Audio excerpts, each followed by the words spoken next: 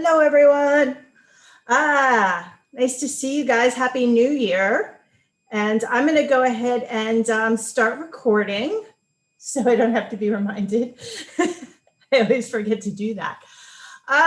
Hey, Happy New Year. It's kind of the first time I've been going live in 2021. It's hard for me to even say 2021, but I'm really excited. I'm really excited for the new year, actually, and I'm really excited to present this information to you because it's information that I take for granted.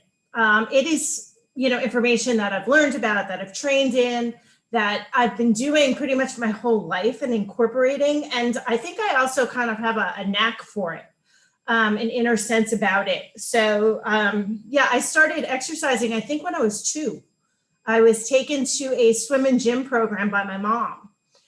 And I'm proud to say that I've been exercising ever since. And for me, it is something I really enjoy doing. And I can't imagine life not being active. I'm really kind of passionate about it, but again, I kind of take it for granted that other people, kind of understand the right things to do, which is why I decided to do this, this program, to give you a sense of a strategy that you can incorporate that will be lasting, that will be simple, that will be smart, and will be strategic. So I kind of had to think about this myself a little bit because, again, for me, it just kind of is innate. So, again, so I'm going to go ahead and share my screen. I did a little PowerPoint presentation. I love doing those kinds of things. And I will go ahead and get started and we'll take it from there. So everybody does see my PowerPoint? Yeah. Yeah. All right, great. So this is strategic exercise. So it's don't exercise more, but exercise more wisely. And so who am I? My given name actually is Deborah Walker Getz, and I go by DL Walker online. I have several degrees, 3 actually, one in fitness and cardiac rehab, one in exercise science, and another one in physical therapy. I also did an advanced certification in manual physical therapy. So I liked school for a long time. Now I like teaching. So how do you find out more about me or know me? The website that I use right now is fixyouonline.com. There's a YouTube channel that we're streaming live called Fix You Online TV, and a Facebook page called Fix You Online. So I'll be posting or putting information there as well. So going together with this, I just want to say that individuals who are kind of in my tribe or in my group, we typically meet every other Wednesday. I've been doing this now for about 4 or 5 months, where we're doing an every other Wednesday meeting where it's kind of this forum where I answer questions and I teach. So there are certain programs that I have that you can find out more about on Fix You Online TV, fixyouonline.com. And with those memberships, you'll get mentoring. So, and that's kind of what this class is. So it's a bit of a special class because we've invited guests, but this is kind of how the routine goes. All right, so with that, we'll go ahead and get started. Let me just see. Okay. Come on. All right. Yeah, we go. All right. So the number 1 New Year's resolution is to exercise more. And that's kind of what prompted me to do this whole thing, is that is a big misconception. We don't need to exercise more. We need to exercise more intelligently. Or more smartly, more strategically. And even I think professional athletes are starting to understand this. So there's kind of hacks that are really kind of better for you and still will give you the same results. And that's what we're looking for, right? Results. So why? Why do you think exercise is so important? Well, this was one of the quote by one of my teachers. He was a professor during my master's program, and he said the human body is the only machine that gets better with work. And he wrote a whole book on exercise physiology. This is William McArdle. And I would agree with him, but I would have to say that it has to be appropriate work or proper work. It has to be done correctly, because when it's done wrong, it can be kind of disastrous. You can develop overuse injuries, you can become injured yourself, or you could be wasting time with your program. So my quote, and I said this a long time ago, is I think that proper exercise is the closest thing to a panacea that we have. A panacea is a cure-all. And I really do believe this, and the research actually kind of supports it. Why? Because it's late to start. So the research shows that people in their 80s and 90s can get benefit from exercise. They can get better with exercise. So it's never too late to start, regardless of your current condition, regardless of your age, regardless of your medical history. There's also a direct link to positive physical health, right? You can get stronger, you'll get better balance. Like my professor said, it's the only machine, the human body, that gets better with work. And then there's also the direct link to positive mental health. So there were research studies that found cardiovascular exercise was as effective in treating depression as medication. And then also you have your social benefits. So, you might be a part of a team, or you might like to go walking with your friends, or you might like to go skiing with some people, or whatever it is that makes it more social for you as well. So there's a lot of benefits to it. And when you can't do these things, it becomes a problem. So what is the dark side or the downside of exercise is when it results in injury or breakdown. So those are the things that we just need to avoid. But this will only occur when a person exercises unsafely, on a poorly aligned body, and beyond their physical limitations. So you really need to be safe, simple, and strategic or smart about your program. And when people get into trouble, it's when they make these following errors that I came up with. One is that you're exercising or doing sports on a poorly aligned body. And this, guys, is something that even professional athletes are making a mistake about, or even young athletes, okay, or young kids. I am huge. If you know my work, you know that if I could make the world a better, healthier place from a physical standpoint, I would restore proper alignment in the body. Okay? And we'll get into why in a little bit. The next error is wasting time on activities that are not contributing to your goals. So goal setting is going to be really important, when you're being strategic with your program, with your exercise. And you don't want things because, I might want to get better at volleyball, but going bowling is not going to help my volleyball game, right? So you really need to do the activities that are going to be contributing to your goals. Then the next one is, having negative beliefs. Oh, I was the last kid who was picked on the kickball, team at gym. I was, I'm not an athlete. I can't get better. Any kind of crap that you were dealt with, in the past. Any negative beliefs that you have are going to sabotage you, just like any other area of your life. And then, not setting measurable goals. So they don't have to be, they just have to be something like, oh, okay, you know what? Here's my goal. I did it. Check. I reached that goal. Okay. And the last one is any misconceptions and myths around exercise. And this is something that is pretty common, right? For example, for 80% of the population, you only need 60 seconds of high intensity exercise per week for cardiovascular benefits. So that has been shown in the research for 80% of the people, 80% of the population. And I can go ahead and provide you with that information. Yeah. So anyway, the next thing is another myth is that more is better.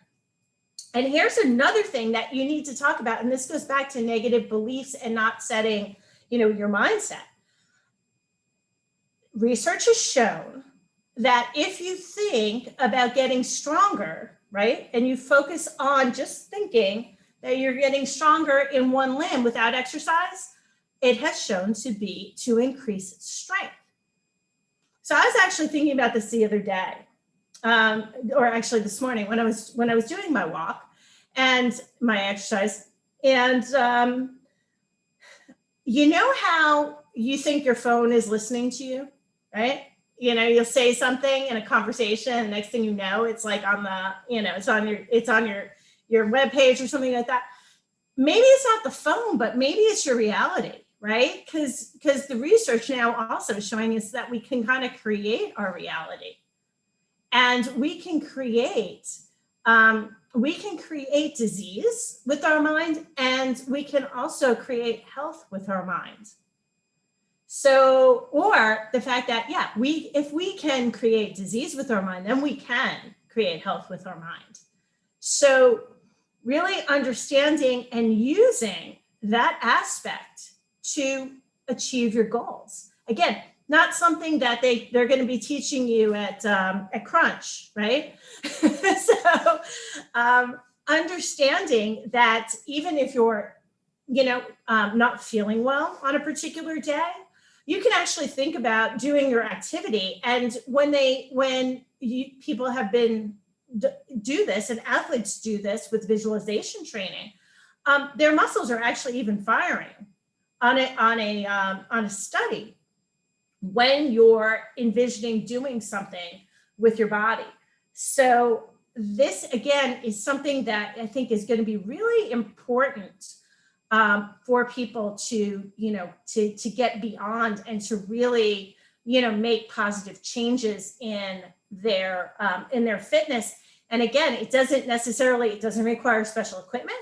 It will require some time, and it will require a little bit of discipline, right? Because you need to be disciplined in your thoughts. We can be very distracted by the world around us, and really being, like I said, in control of what we're choosing to bring into our world, bring into our thoughts, and bring into our environment. So those are just some examples of those types of considerations. So going on, okay, how are you going to create your strategy for 2021? So the first thing you need to do is you need to define fitness for you, right? So I've worked with the gamut of patients on a professional, patients and clients on a professional level. I've worked with Olympic athletes, and I've worked in cardiac rehab, and I've worked in physical therapy with really deconditioned people, right? And the fitness of, my 90-year-old patient that I was treating in home care is very different than my 20-year-old biathlete, right? So fitness for each individual, there is no right or wrong fitness or health. It's what do you consider fitness, and what do you consider health? And what are you going to be satisfied with in your life based upon your measurable goals? So again, many of the patients that I worked with in home care, their biggest goal was to stay in their house, be independent in their house, and do the things that they wanted to do. They did not want to go to assisted living, and they certainly didn't want to go to a nursing home. That's a measurable, that's a measurable goal. They're either there or they're not, right? Well, then we have to figure out, okay, well, what do we need to do to keep you in that situation? So we'll kind of have to break it down, right? And then you need to break it down a little bit further to really design the program that's going to help you to achieve those particular goals. But definition of fitness and the definition of health and goals, they are personal. They are absolutely personal. So remember that. And then consider the factors that are going to impact your strategy. And we're going to go through that in a few minutes. And then also be aware and avoid the common errors. So I kind of went through some of those, and we'll talk a little bit more about that in a bit. So I wanted to clarify definitions, right? Because I want to make sure that we're kind of all on the same page, right? So this is how I'm defining the following. And this came from Google today. So exercise is defined as an activity that's carried out to promote health and fitness. Okay. So it's a kind of a verb, right? It's a thing that you do to promote health and fitness. So again, it doesn't necessarily have to be physical activity. It could be mental activity, right? Because that's promoting your health. And we'll get into the definition of fitness. But what I found kind of interesting too is that another way to think about exercise, it's a process or an activity that's carried out for a specific purpose, right? So it needs to be specific. Most of the time, we're not thinking about exercise as specific. We're just thinking of it as general. Oh, go take a walk, but that might not be fulfilling our goals, right? So again, it's a specific purpose when one is concerned with a specified area or skill, or I would say goal, right? Now here's fitness, the condition of being physically fit. Okay, thank you. That doesn't say anything. But it's a condition, all right, or a state. It's our existence, right? Fitness is an existence of being what they say fit. Okay, so I don't like when you use the word in the definition, and healthy. Okay, so again, then we get into health, okay? But fitness also is the quality of being suitable to fulfill a particular role or task, right? So you need to be fit to do a role or task. Now, again, one person's role or task may be very different than another. So again, very, very personal. And then here's the biological definition. It's the organism's ability to survive and reproduce in a particular environment. Okay. So again, we need to survive, and I would say maybe not reproduce, but thrive in our environment. So if we choose our environment to be, in the Rockies, where the altitude is very high, well, then we would have to be fit enough to be able to do the things that we wanted to do at altitude, and that might require training, right? And the body is amazing because it can totally adapt to all these things, right? And then again, we talked about fitness, and it's the condition of being healthy. So what's health? Okay, it's the state of being free from illness or injury. And I just love the word free, because I believe that health is freedom. Okay, it's free to do the things that you choose to do with your body. And when you can't do the things that you want to do with your body, it's kind of like being in quarantine, right? You're physically just unable to do the things that you're choosing to do in your life. And that is really freedom.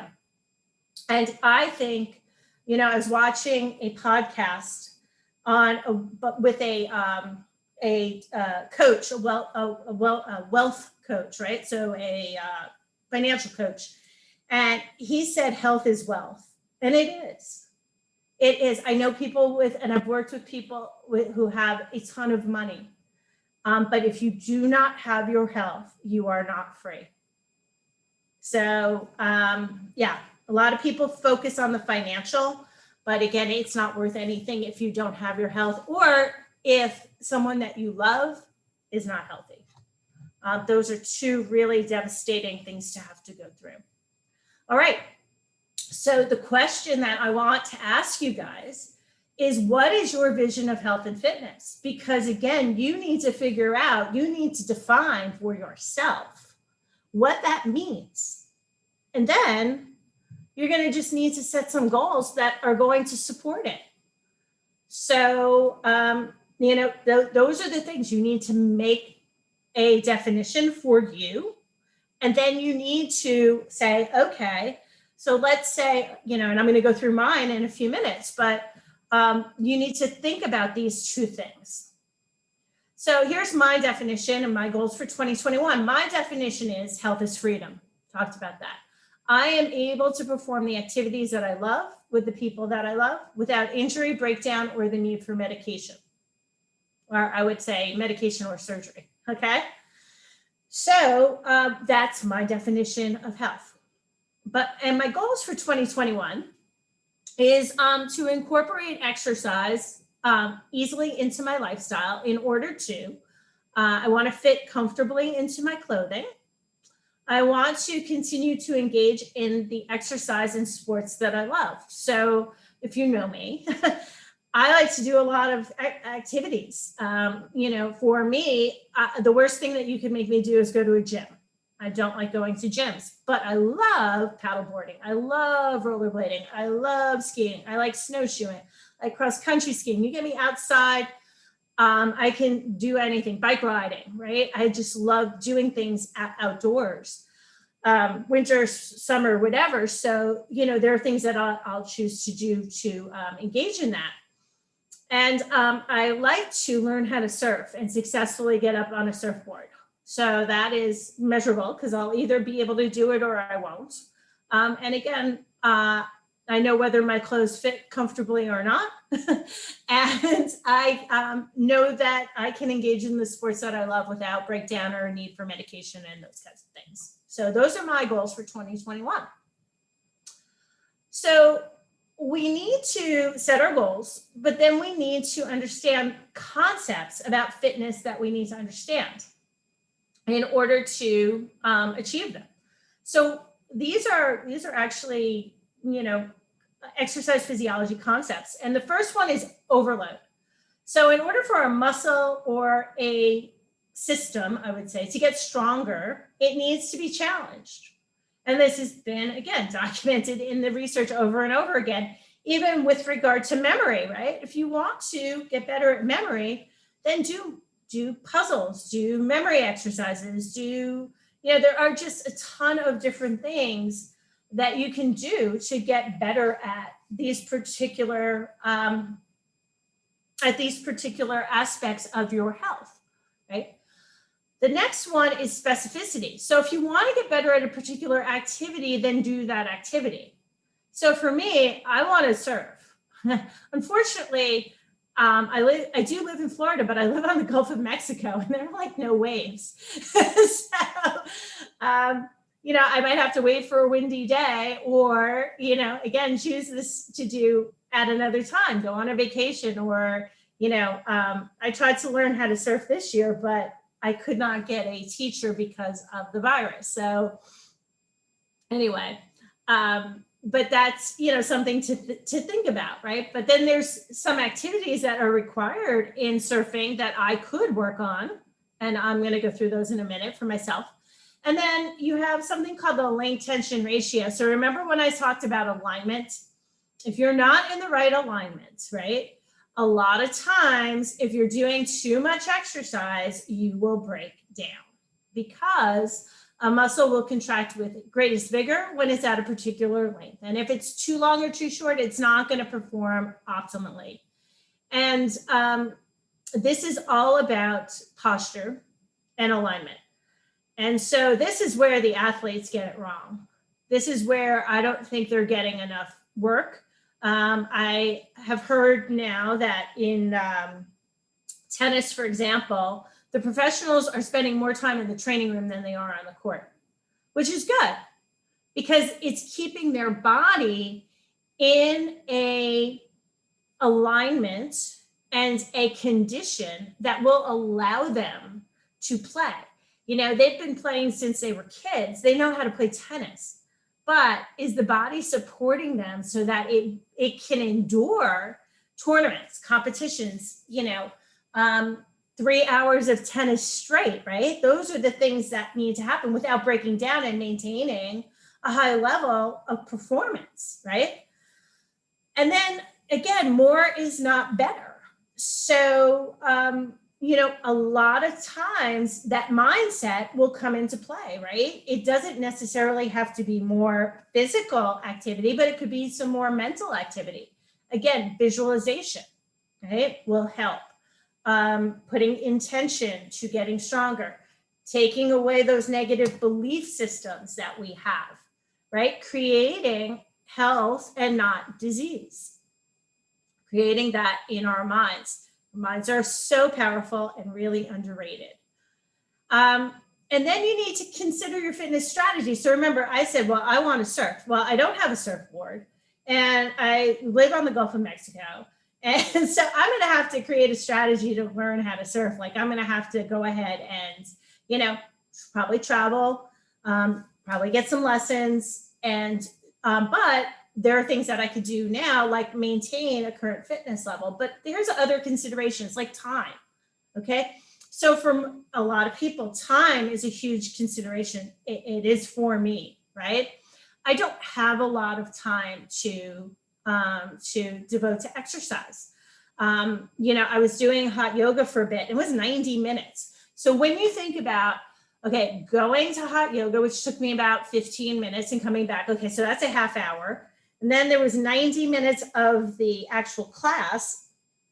So now we're at like over 2 hours of exercise, and not to mention the shower I needed to take afterwards because you're sweating. And then, just how I felt afterwards, I was just, drained. It was a great thing to do right before bed, but, not in the morning. So, considering time, right? Also your current fitness level, you certainly don't want to go out if you've never exercised before and, engage in an hour long of exercise. Start with a couple of minutes. So right now, I just started doing some training, some HIIT training. And I'm, today, my training partner and I did 4 minutes of 4 consecutive hits. So we did 20 seconds on, 1 minute rest 4 times, then walked a bit. And then we did that twice. So I got a total of 8 minutes and we walked about 3 some odd miles in between. And that was good. That was, felt right. And I think what we're going to try to do is we're going to try to do next week, 5 bouts of 20 seconds with a minute rest. And then we're going to get to 8 bouts consecutive and then bring it down to a 40-second rest and a 20-second interval. So again, I'm starting slow, okay? Because you don't want to overdo it.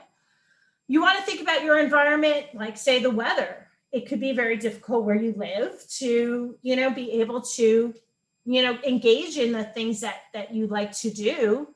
Or, I have my family friends, he likes to go swim, but he lives in Pennsylvania. So he can swim a good amount of time. I think he swims from May to like October. But what happens in the other months, right? So you need to really kind of consider this. Costs, right? It might be expensive skiing, for example, really expensive. The ease in which you can do it. So again, you don't necessarily, if you're traveling or you have to go to, like, if I want to go surfing, I'm going to have to go someplace to do it. It's not easy. And then also the safety consideration as well. If you like to bike ride, you might have to think about traffic or be on a path or, those kinds of considerations when you're determining the fitness strategy, and you have to determine what is comfortable and is going to work for you. So again, some common errors, you setting unrealistic goals, right? At this point, you might be able to get long-term, but let's do some short-term goals, or you have these goals that, might not be appropriate for your body or might not be safe at this point. So make sure that they're realistic for where you are right now. Lacking joy, right? I used to say, somebody would ask, what's the best exercise? I would say the one that you're going to do. Because that's the whole thing. You have to enjoy it. Like I said, I hate going to a gym. Don't make me go to a gym. Yuck. It's just not, it's not going to work for me. It also, if it doesn't fit into your lifestyle or your schedule. So many of us don't really have a lot of time on our hands. So what we need to do is we need to be strategic, and we need to know that, put our time in a manner that we get more bang for our buck. Overuse or overdoing it and sustaining injury because we're exercising on a poorly aligned body, for example. And then the lack of knowledge or misconceptions. So again, the research shows that, more is not necessarily better for the average individual to achieve measurable goals in fitness, okay? Measurable changes, measurable improvements in health. So for me, here's my goals. So fit comfortably in my clothes. So perform high intensity training, 8 bouts, 20 seconds, at least 5 times a week. So that's a total of 13.3 minutes a week. And that's less than a minute, I think, less than 3 minutes each time I do it. So that's extremely doable.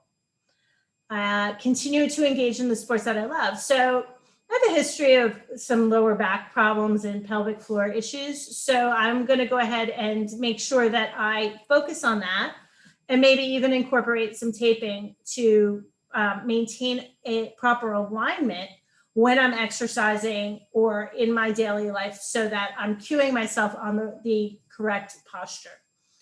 And I'm willing to devote 15 minutes a week to that. So so now I'm up to about 18.3 minutes. And then learn to surf and successfully get up and ride a wave. So I need to maintain my balance, my mobility, and my stability in my lower body, which I have achieved. And I will incorporate some visualization, right? So I'm going to make that happen with meditation, maybe journaling, and keeping it in my consciousness. So that is kind of incorporated to some other things, but let's say that's about maybe 20 minutes a week. So I'm up to 35, 40, 48, 49 minutes a week. So 49 divided by 7 minutes a day. I can do that. I can certainly do that. All right. So you have to think about what is going to be your strategy for 2021.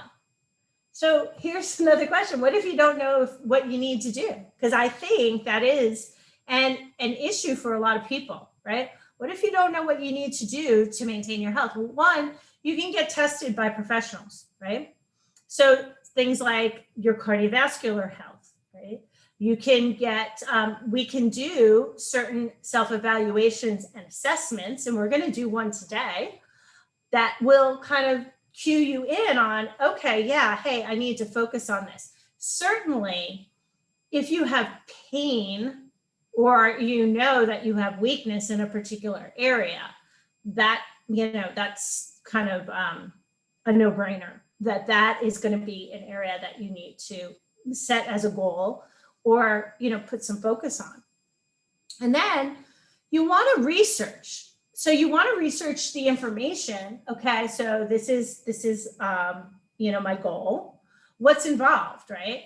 So I've kind of done that in the Correcticises program, right? So I have certain Correcticises for your life, which include balance and walking and respiratory. And I'm certainly going to add to those areas. And then I also have the areas that are, that you're having pain.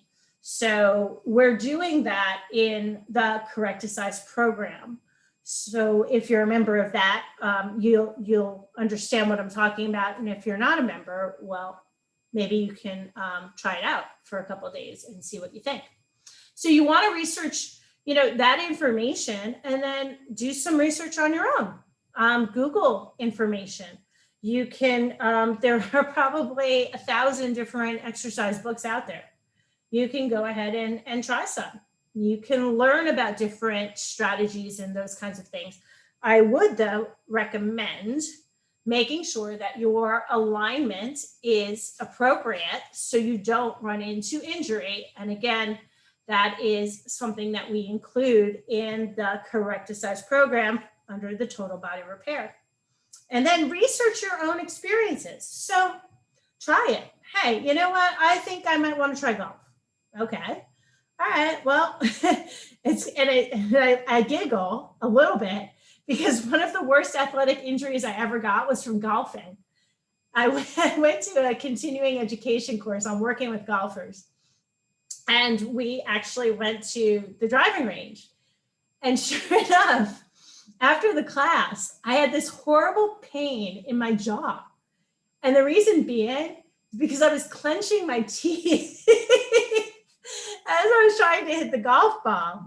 And I actually developed a spasm in a facial muscle called the masseter and a diagnosis of something called trismus. And I had to go to physical therapy. So anyway, needless to say, golf, not my thing.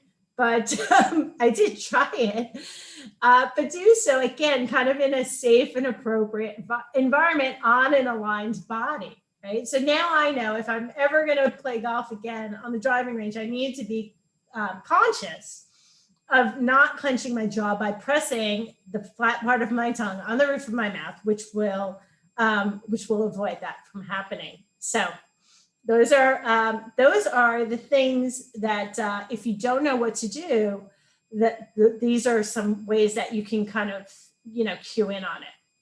So when I said we can do a self-evaluation, right? Today we're going to do something that you've probably done a million times. So we're going to go and do a single leg test, but we're going to look at it really differently. Okay, so a lot of people will measure the single leg test by just how long they can stand on one foot.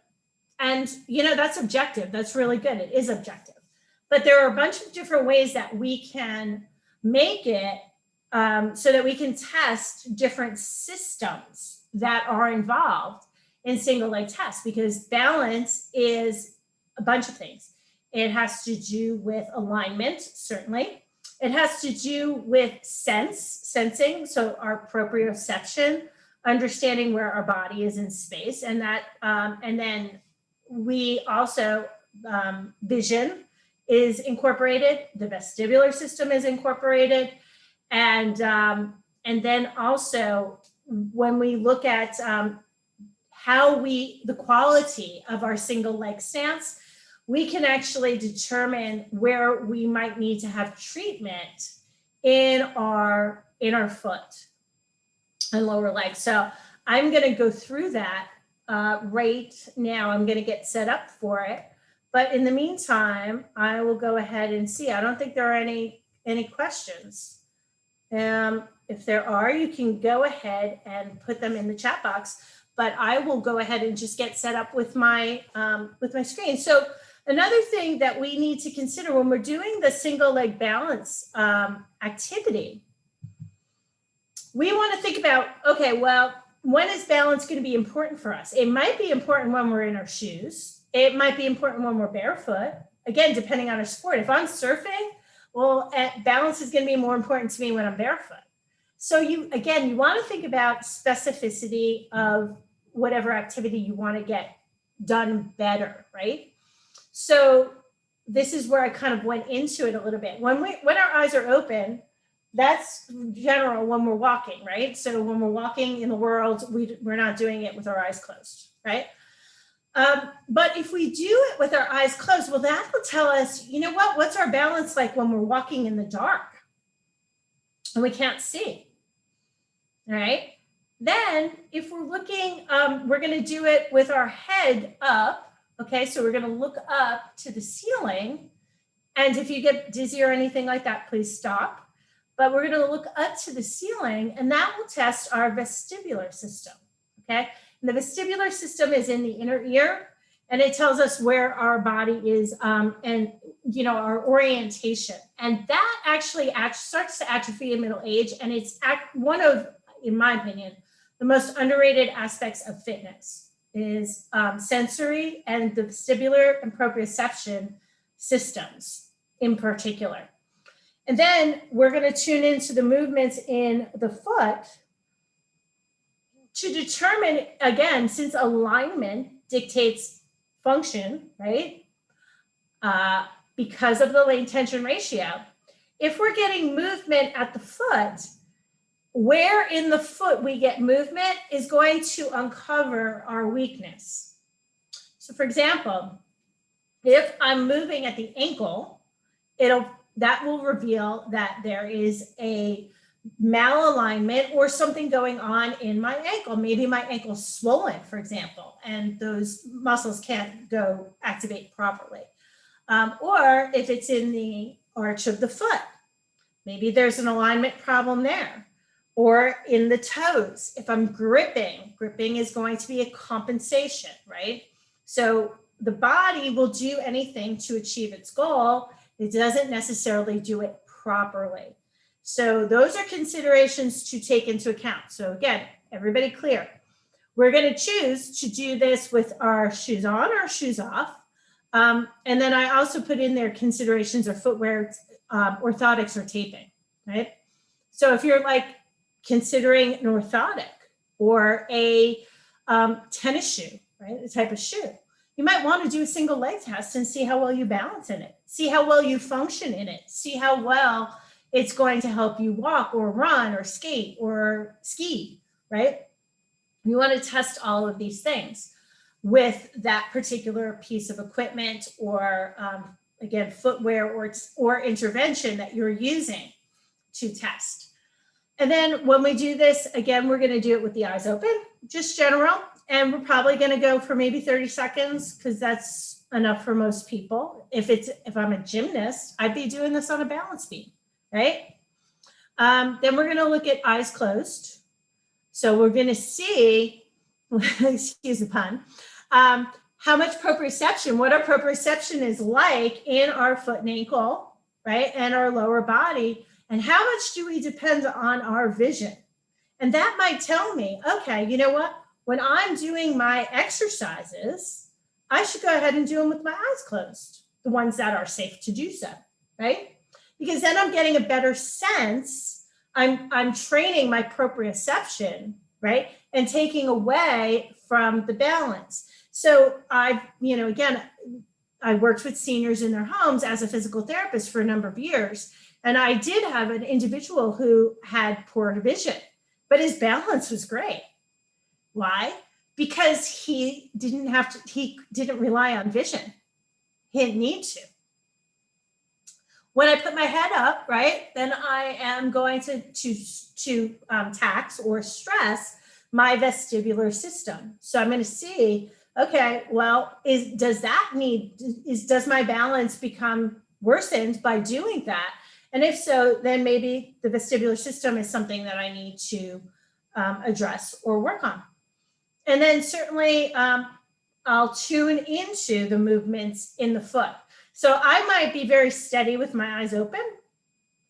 But when I close my eyes, I'm feeling it right now because I'm doing it, but I'm feeling movement and I know exactly where I'm feeling the movement. And it kind of corresponds with where I don't have great alignment in my foot. So that might tune in to me, okay, I need to work better on that alignment or get some sort of intervention to make that alignment better so that I have better balance in, again. And most of you have learned how to do that from my programs. So, all right, any questions? Nope. Cool. I hope you guys have gleaned from this. And I hope it's been helpful. And certainly think about questions that you might have because I will answer them when I'm done with this, with this activity. So I'm going to go ahead and move my camera to the floor so you can see my foot. And I'll just run through that section with you. I'll take my phone and use my timer. And if you'd like to join along, you can. And then I'll kind of show you what's going on with me. All right. So just give me one moment. Okay. And it goes without saying that you're going to want to do both feet, but for the sake of time, we're just going to go ahead and do one. So I'm going to go ahead and I'm going to choose to do my right foot. And then I'm going to tell you why. My right foot is the one that always gives me problems. So there's my right foot. And I am now standing on one foot. Now, when you're standing on one foot, you don't want to hold on to your other side because that's cheating. Because you're getting proprioceptive input there, right? So what you want to do is you just kind of want to raise the foot off the ground. You can raise it in front of you like so. You can raise it behind you like so. Doesn't really matter, all right? Okay, so we're gonna first do our eyes open. And again, you want to go ahead and tune in if you're having any sort of imbalance within the foot, right? Any challenges to your standing. We're not that focused on time because again, it really does depend on what you want to do. So here I'm going, ready, I'm going. And again, I can kind of tune in and you see some of the muscles flickering at my ankle, like right underneath my pants. But overall, I'm pretty steady. Now, I happen to have ankle injury, history of ankle injury, probably about 4 sprained ankles on either side from volleyball. So probably how I got involved with the foot. So going ahead and doing that, and like I said, about 30 seconds is adequate, and that's what I've done. I'll take a little break. So now I'm going to go ahead and I'm going to go ahead and do this with my eyes closed. So when you're walking, you really are only on one foot for less than a couple of seconds. And not even a couple of seconds, less than like a fraction of a second, right? But here's the thing. If I go ahead and trip, right? Tripping is a different story. I'm going to have to regain my balance on one foot, probably for about 2 seconds, in order to kind of regain my stability, right? So I'm going to at least want to be able to do that for a couple of seconds, and also like a training for balance would be to trip, to jump and to trip, and make sure that that's an issue or that's okay with you, okay? All right, especially also if you're going to go hiking, right? I was in the woods today. And sure enough, yeah, I tripped, but I didn't fall and I didn't hurt myself. So those are the key things, right? All right, so now we're gonna go ahead and stand on one foot and we're gonna close our eyes. And again, you know what? This is a big, big challenge, much bigger challenge for me. So I'm pretty reliant on my vision, okay? And I think a lot of us are. So again, one of the things that I should do to improve this, right? Again, it's functional for me, but if it's showing a weakness, right? It's showing me something that I could do better. So why not, when I'm doing my exercises, my regular exercises, not walking, but you know, like stuff laying on the ground or doing those kinds of things, doing them with my eyes closed every once in a while. And so I'm getting more of a sense or more comfortable moving or functioning with the eyes closed. And again, when you're doing this, you want to go ahead and, you know, err on the side of caution, be near something that's stable. I'm in my kitchen, so I have my counters next to me and everything else. So I'm all good. Okay. Next one, we're going to go ahead and stand on one foot and look up to the ceiling. And again, that's testing more of our vestibular. This is pretty good with me, but I can move my head down and up. Or from side to side. Yep, lost balance there. Okay, to go ahead and tax that particular system. Okay, so that's testing vestibular. And again, that is a sense that most people have very little knowledge about unless they've lost it or had a disease in it for one reason or another. But it is associated with dizziness, lack of coordination, inability to multitask. It's kind of huge. And I think it's going to get more and more popular as time goes by. So that was vestibular. So we did eyes opened, eyes closed, vestibular, and then again, tuning into the area of the foot that's taxed. So when I look up, again, for me, it is more at my ankle. So on my right foot, that is probably the components of the lower body that I need to focus on more. And again, that's the other side. So I'm just going to go back to my, my regular camera and answer any questions that, that you have on this, and also kind of go through just a couple of wrapping up things. Okay, so no questions. All right. So now I'm going to just go back to, oh, yes. Okay, yeah. So somebody was saying is that they would have better balance if their feet were not flat. Yep, they would.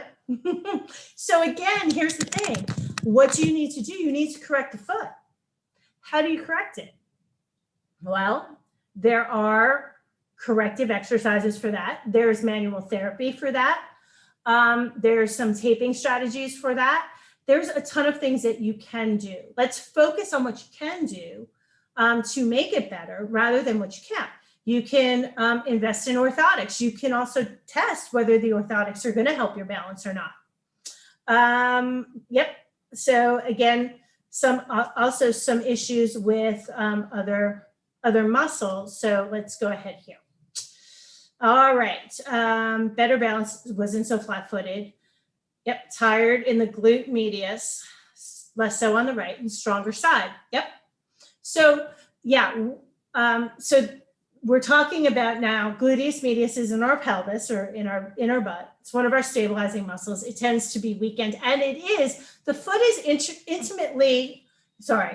the strength of the glutes is intimately related to the buttocks.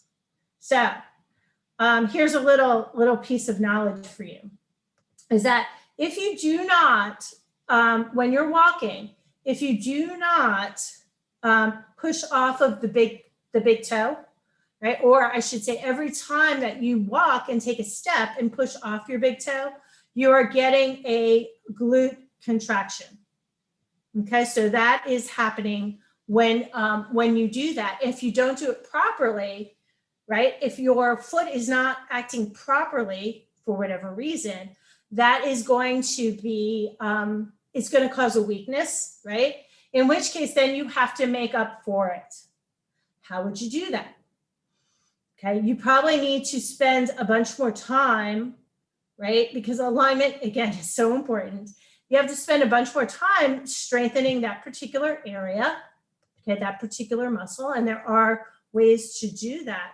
But then also trying doing your best to correct the foot or get the best alignment in the foot that you can. So the next question, I have a plate in my ankle that only helps with pain. How do you work around this? Okay, so the plate in the ankle, yeah. Here's the thing. Okay, when you have a fusion, which is probably what that is or why that was there. Okay, so here's my little foot. Okay, so if this area does not have, is restricted in its range of motion, right? We can make up for that in the ranges of motion in the toes, in the metatarsals, in the tarsal bones in particular, and then also in the lower leg and knee. So those are going to be areas that you're going to want to make sure that you have good mobility and stability to be able to work around that. Because again, we can't change the plate. You might want to see if you can get it removed at this point, because it's probably served its purpose by now. But those are your other ways to deal with this particular intervention that has been done. And your body, like I said, is a great compensator. More than likely, you've become more mobile in those areas around that fusion, right, as a result of that plate. But there are also targeted things that you can do to make sure that there's good integrity and movement through the other joints in the foot to offset any other pain in another area. Question. My dorsiflexion on my left ankle isn't as good as the right. When I do it, it feels like stretching. That's a great point. Okay, so again, let me talk about dorsiflexion. So dorsiflexion is the ability of the ankle to move up. And it's probably the most important functionally of the ranges of motion in the foot and ankle, because it's important for stairs, going up, going down. It is important for fall prevention. Okay, the research has shown that you need 8 degrees with the knee straight, and I think 10 degrees with the knee bent to be at a decreased risk of falling. But dorsiflexion isn't just at the ankle. Okay, it doesn't just occur here. So many people, again, the question is like, okay, well, is it dorsiflexion when you're standing, right? Because that's dorsiflexion when you come home. Yeah, burpees, jamming pain into the ankle. Okay, yeah. So it is in, this person is, I'm saying, so is dorsiflexion in the closed chain, so when the foot is on the ground, or is it in the open chain when it's, when you are just lifting the foot, right? Because functionally those will be different. I love dorsiflexion. I think it's really cool because here's the thing: everybody's working on the ankle, right? Everybody's doing calf stretch, right? But think about it. If my toes, right, are flexed onto the ground and they can't go up, right? My body weight is going to make the foot flat. Right? The body weight is going to make the foot flat, but then we're going to compensate elsewhere. So a compensation, a way to kind of understand that is if you tend to extend more at that knee, right? Hyperextend at that knee. But the other thing that you can do, especially if you have good range of motion at the ankle, is to work on the toes and the metatarsals and these bones right here. So the question is can my toe go into dorsiflexion? Can my metatarsal go into dorsiflexion? Can the first row of tarsals go into dorsiflexion? Something is stopping you from doing that. So I had a career-changing epiphany with a patient who lacked dorsiflexion. And she also happened to have a diagnosis of cerebral palsy. So cerebral palsy is like a stroke. It just occurs when you're a kid, when you're a baby, right around birth, either before you're born, during birth, or right after. There's some sort of brain bleed, clot, lack of oxygen that causes brain damage. Most times when people have a stroke, they will lack dorsiflexion on one side. And that's a standard presentation for a certain type of stroke. And I was working with this person. She was in her 30s. And those individuals oftentimes have something called neurological tone, okay? Because it's the way the brain responds. It causes the joints, the muscles or the connective tissues to kind of freeze and not move. And then you kind of get stuck in a position. And it is driven by the neurological system. So I didn't have high hopes to increase her dorsiflexion because I felt it was neurological tone. Neurological tone can be very, very strong. Anyway, but I said, hey, what the heck? Let me see what I can do, right? What I can do. And being a manual therapist, what I wound up doing, and again, I really have to find this video because I have it someplace, but what I did was I worked on her big toe and I saw, hey, does the big toe go into extension? And it didn't. I mobilized the big toe. She gained 5 degrees of dorsiflexion and did not lose it 6 weeks afterwards, and probably still has it to this day. So it's not just the ankle. And again, like I said, that was a career changer for me because I said, hey, you know, it's not about the joint, it's about the connective tissue. And even the connective tissue that surrounds a particular structure or the structure itself can be restricted because bone is a type of connective tissue. So in my programs, we do release, and it's release of connective tissue. So I teach you the same strategies I did on her. And again, a lot of times that will allow, because if you're getting pain in a particular area, it's due to one of two things. Either there's too much movement there, or there's too much pressure, right? There's too much impact. And both of those things will be resolved by creating force absorption through the connective tissue and through what we call the kinetic chain. right? So the kinetic chain of the foot includes the toes, the forefoot, the front of the foot, the midfoot, and then the ankle and the heel, as well as the lower leg. So you need to make sure that you have good mobility through the entire kinetic chain, which I make akin to like a row of dominoes. So you want, if your movement is say 10 dominoes, 1 through 10, you want to make sure every domino gets hit equally and falls in sequence, right? You don't want to overdo one particular place.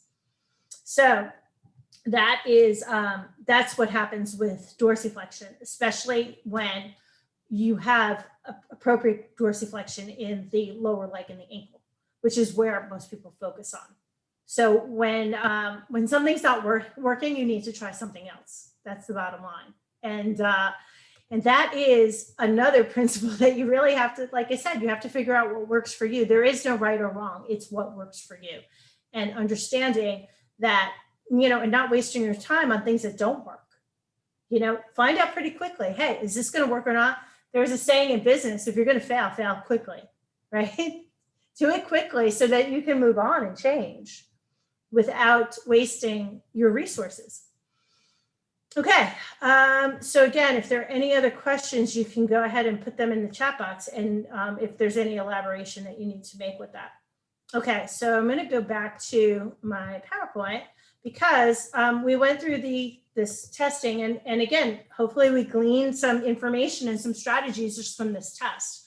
And this is actually how I work with people when I see them in clinic, and by doing this, it's called functional testing. There are several PTs that do this kind of thing. I kind of make up my own tests. So I never took a class on it, but by doing this kind of thing and being able to hone in, my effectiveness in treatment skyrocketed. I really became more successful in a quick amount of time because I was able to hone in and be specific at a particular area rather than wasting my time maybe feeling around for areas of restriction that may not be contributing to the goal.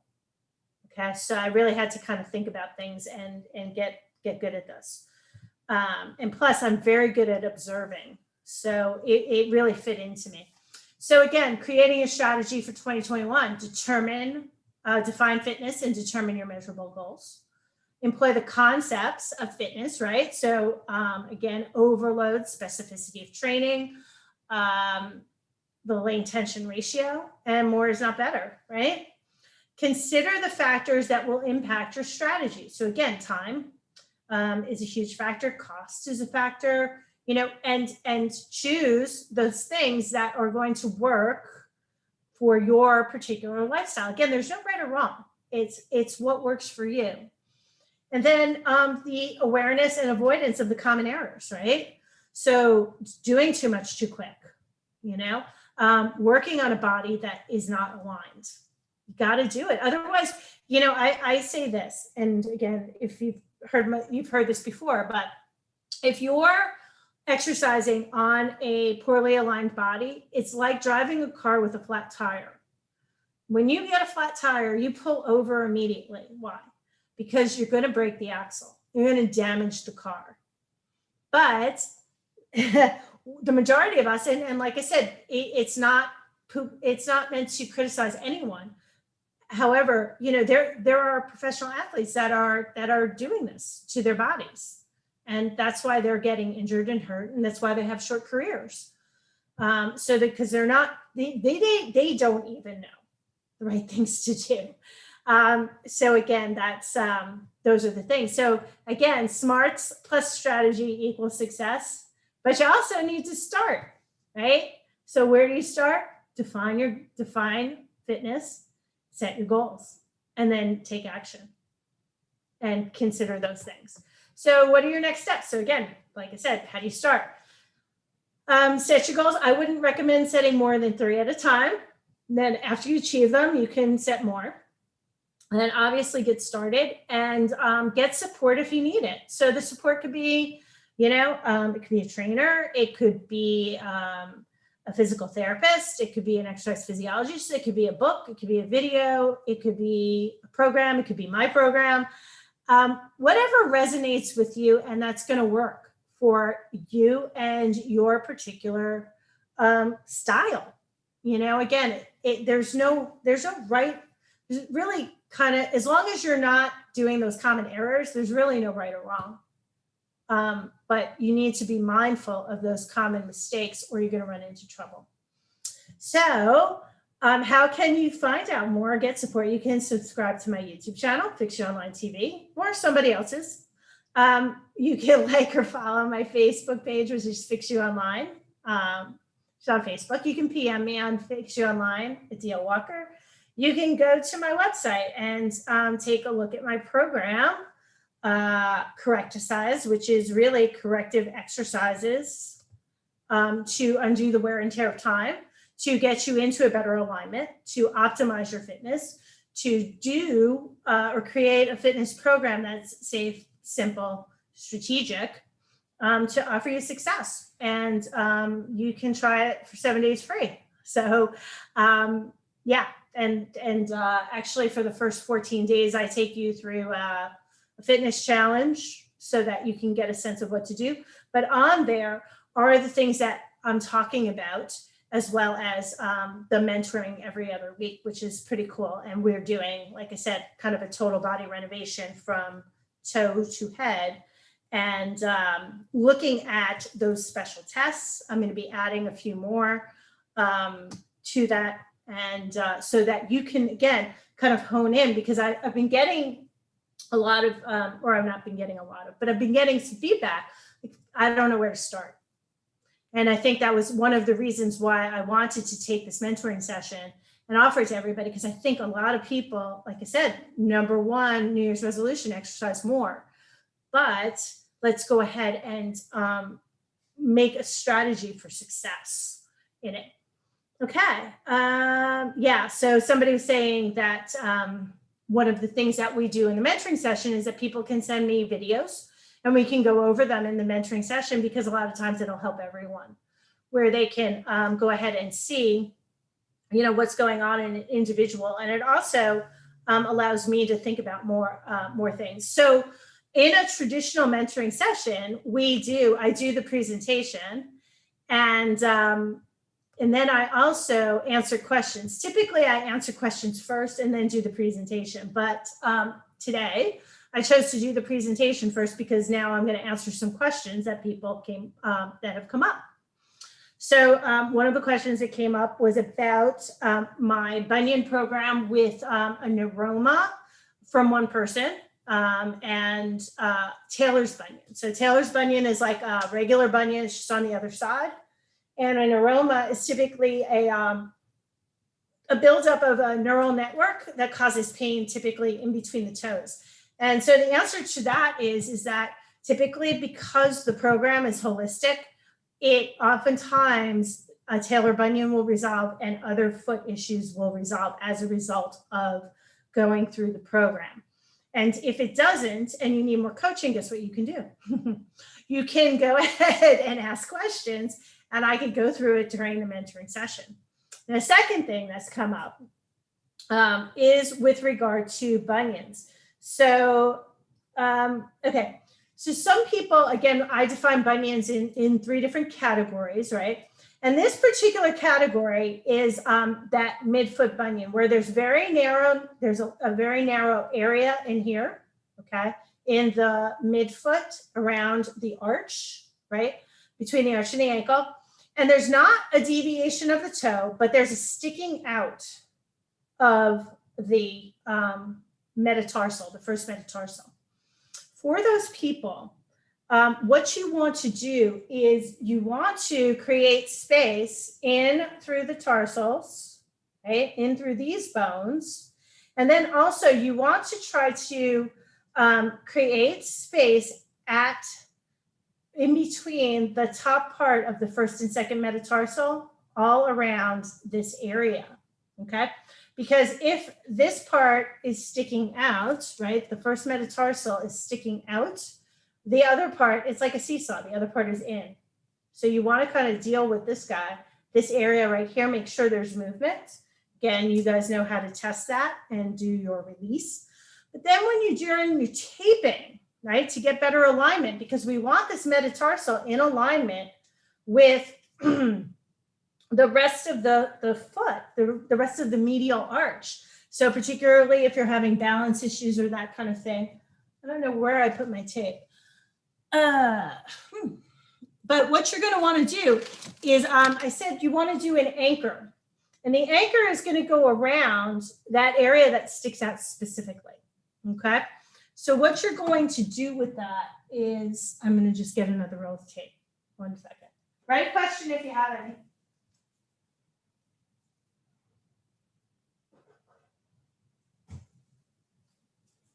Okay, so you're going to want to take about a piece of tape that's about an inch in width, or maybe even less.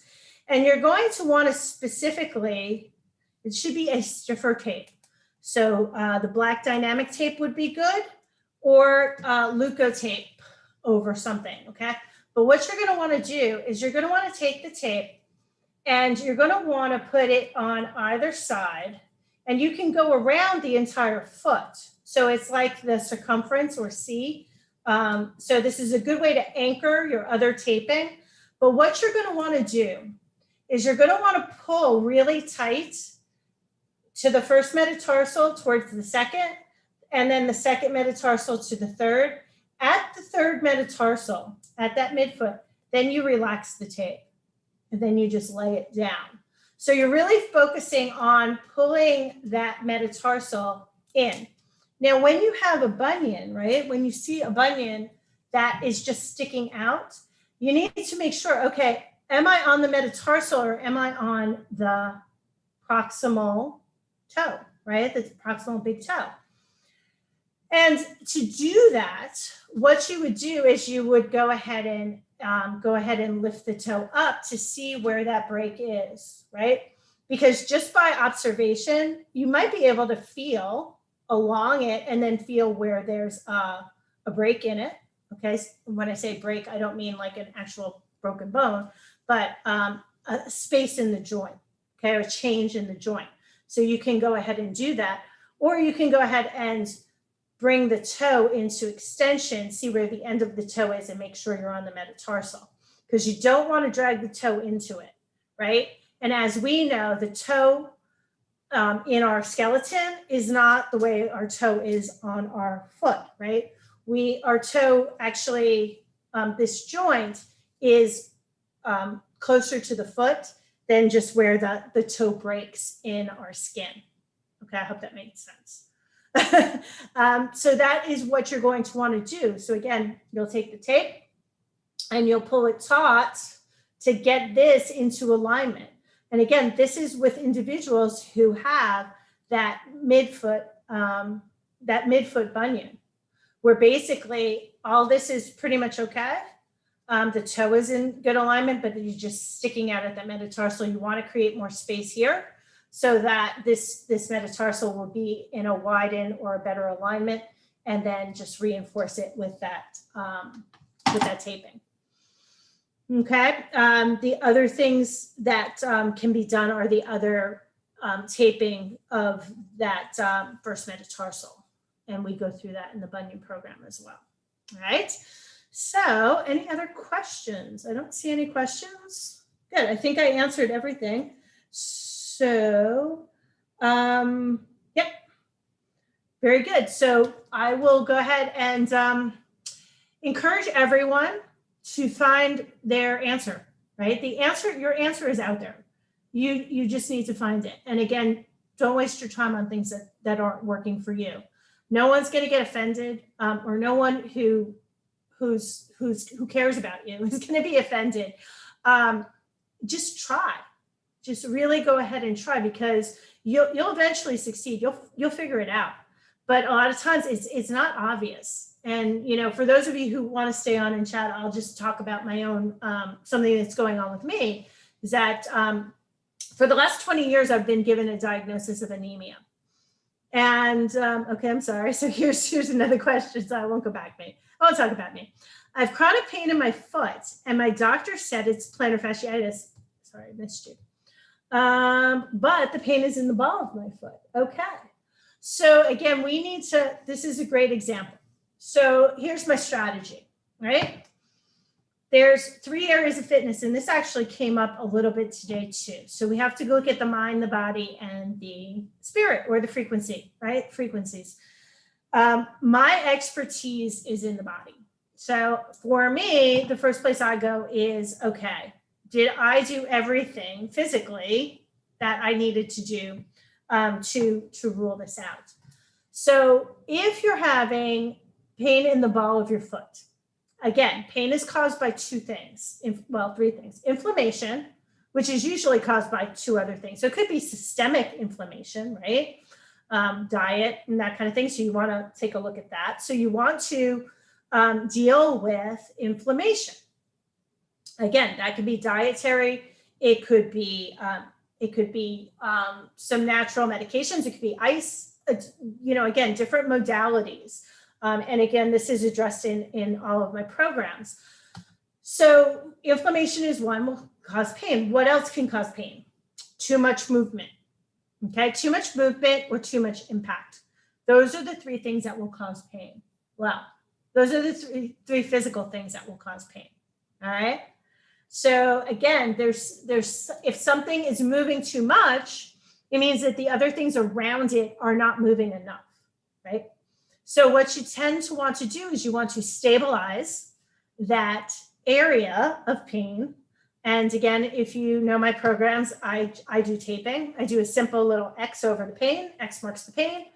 And that sometimes helps. And then I also release the stuff around it. And again, you learn how to figure out how to release. Then impact is also affected by the alignment as well as the force absorption. So you want to make sure that you're absorbing forces and you're standing and moving through the toes in particular, because your pain is on the ball of the foot. So the toes are going to be very important and often not treated by the majority of professionals. So you're going to want to make sure that the toes are moving properly and that there's good absorption there. And then also in the arch, which are the 2 areas that are around the ball, that are on either side of the ball of the foot.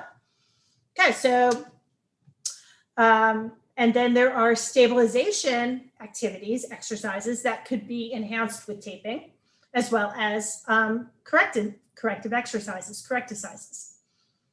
All right, well, let's say we do all that. Doesn't work. All right. Then we need to think about, all right, what else could this be caused by? Well, again, there are people who ascribe to this. And actually, I was sent an email today that really kind of talked about chronic pain, right?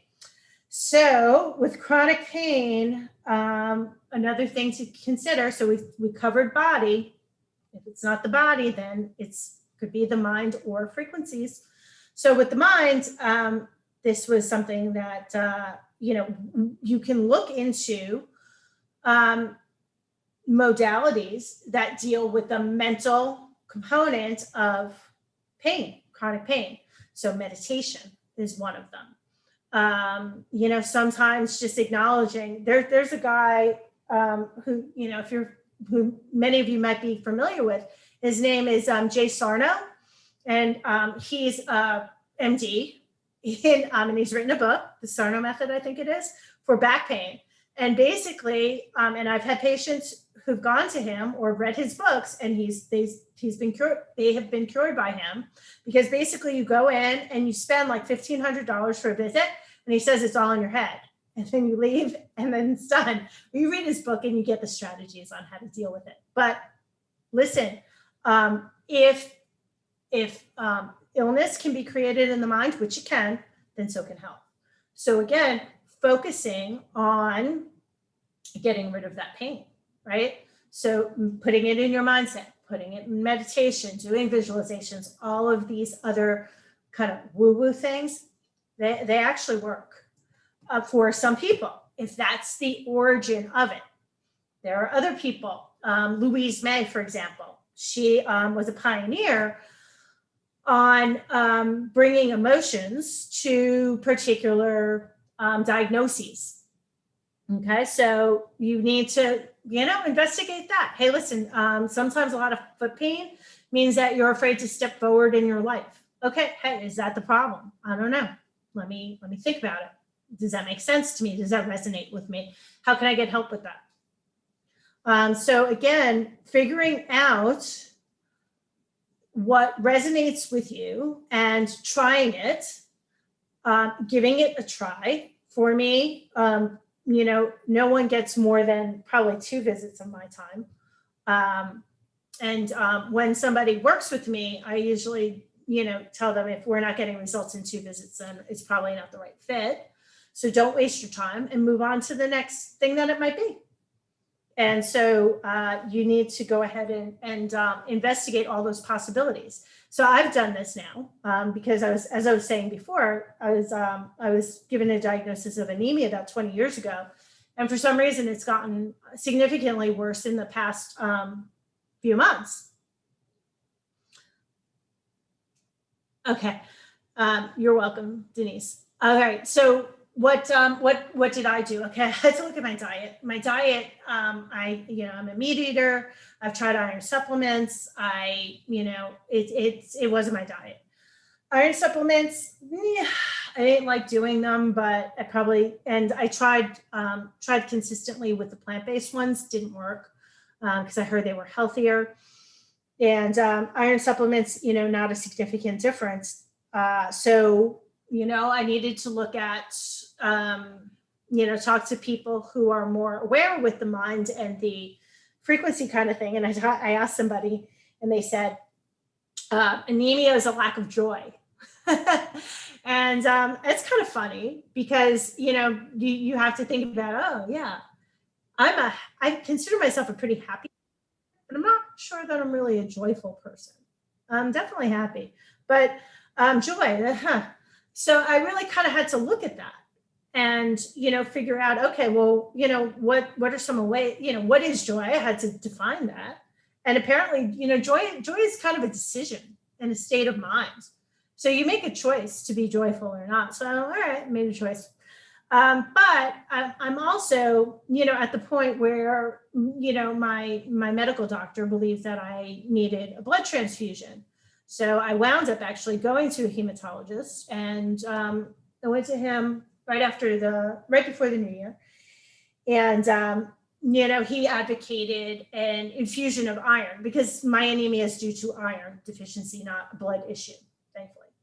So we talked about treatment, and today I got my first IV iron infusion.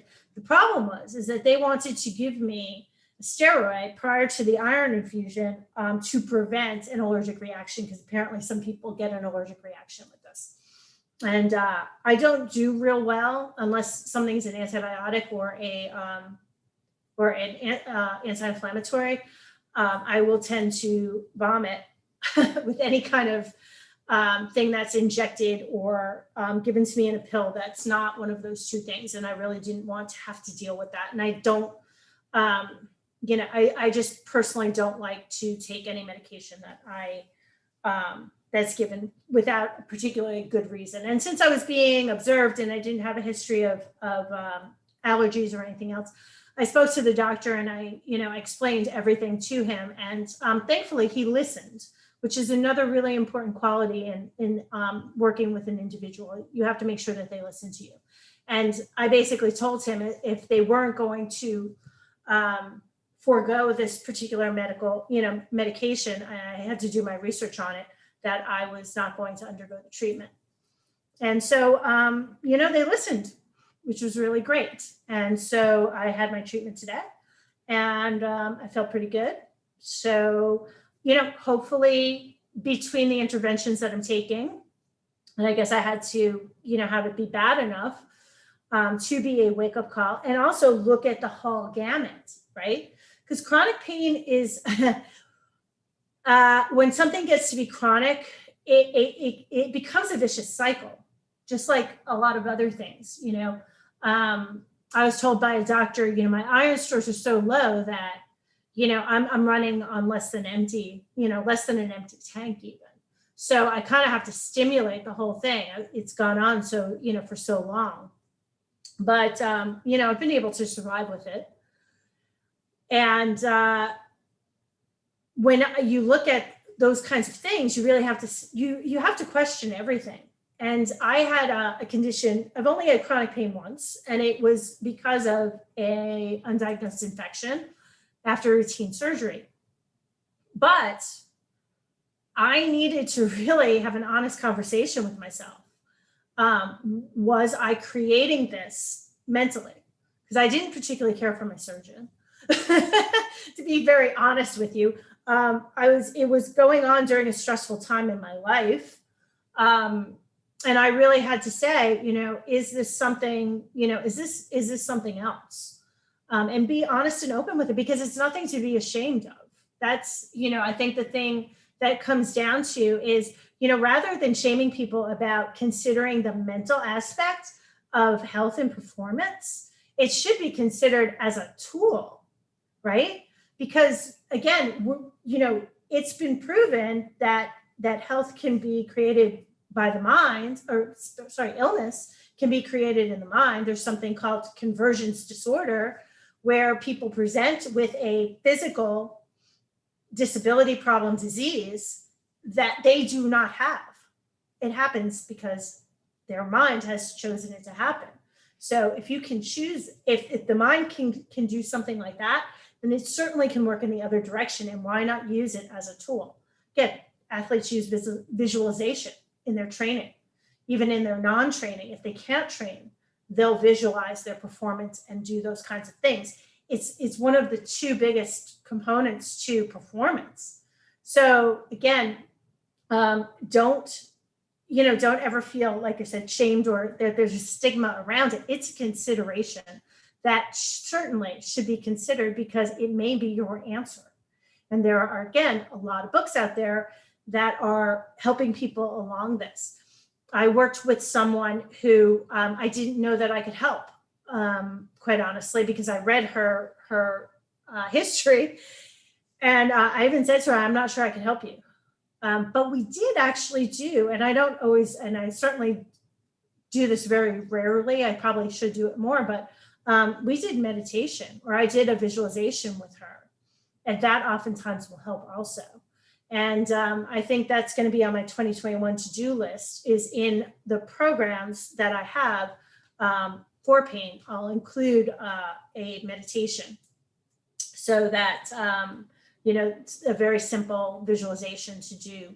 But there's a ton of these things on YouTube or other resources. I try to give people the things that they can't find on the internet, you know, elsewhere. But it is certainly, again, a really big component to your health and fitness. And, you know, I've had the tagline, take good care of your body, mind, and spirit, because it's the only home that you truly have. For this year, I think my tagline is going to be, you know, find your solution, and know that it's out there. It's just a matter of figuring it out, and look at every aspect, and you know, try it. Because again, 9 times out of 10, it's not going to hurt you. All right.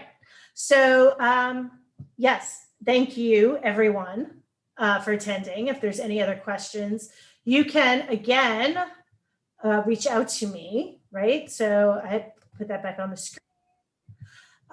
You know, here's the different ways to reach out. You can PM me. You got my website, Facebook, YouTube. Yeah. Somebody asked me if I was on Instagram. I guess I'm going to go on Instagram now.